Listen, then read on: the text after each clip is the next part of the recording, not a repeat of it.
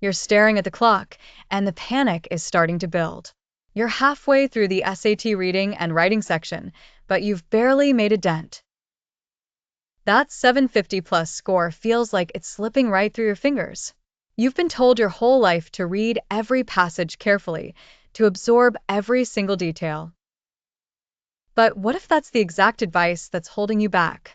What if the secret to breaking 750 isn't about reading more or reading faster, but about reading less? This isn't some gimmick, it's a complete change in strategy. Today, I'm going to show you the exact methods I use to master the SAT English section and that I teach to every student trying to land a top-tier score. We're going to throw out the old rulebook. You're going to stop being a passive reader and start being an active answer hunter. By the end of this video, you'll have a precise system to target answers with surgical precision, saving you precious time and launching your score into the 750 plus range. The first and biggest change you need to make is all in your head.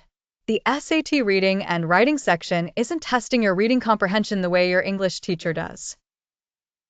It's not about appreciating the literary nuance in a Jane Austen novel or deeply understanding the methodology of a science experiment. It's a scavenger hunt. Your one and only job is to find the answer to a question. You are not reading for general understanding. You are reading with a purpose. And that purpose is dictated by the question.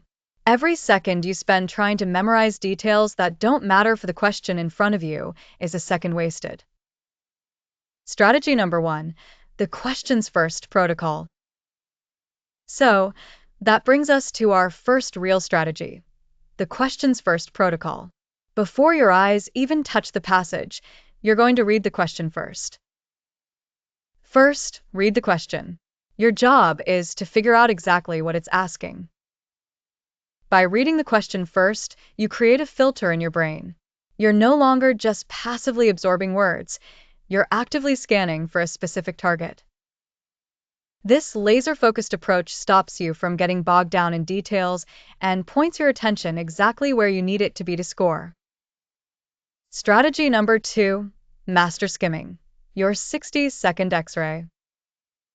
Okay, so you've read the question. Now it's time to hit the passage, but we are not going to read it. We're going to skim it. Skimming isn't just reading fast. It's a strategic way to pull out the most important info in the least amount of time. Here's how you skim like a pro. Your eyes should jump to a few key things. First, the topic sentence, which is almost always the first sentence. This usually lays out the main idea or central point of the whole paragraph. Second, hunt for transition words. Words like however, therefore, in contrast, and, for example, are giant signposts telling you where the author's argument is headed. However signals a turn, therefore signals a conclusion, and, for example, signals evidence. Following these words helps you trace the logic without reading everything in between. Third, get a feel for the overall tone and purpose. Is the author arguing, explaining, or telling a story? For a literature passage, you're looking for character feelings and tone. For a science passage, you're looking for the hypothesis, the evidence, and the conclusion. Skimming well is a skill that takes practice, but it's a total game changer. It trains your brain to ignore the fluff and lock onto what actually matters for answering the question. You'll get the gist of the passage in seconds, not minutes.